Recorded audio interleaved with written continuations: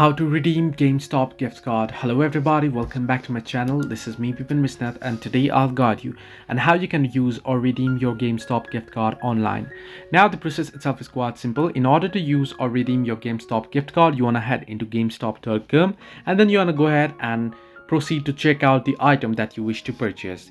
Now once you head over to checkout there, you want to simply tap on checkout, and under the checkout page under payment details there you should be able to see the option that says add gift card or promo code. You want to tap on add gift card or promo code and then enter in your gift card number, the 16 digits, and then the pin number there, and then tap on apply, and you can use it to make the purchase.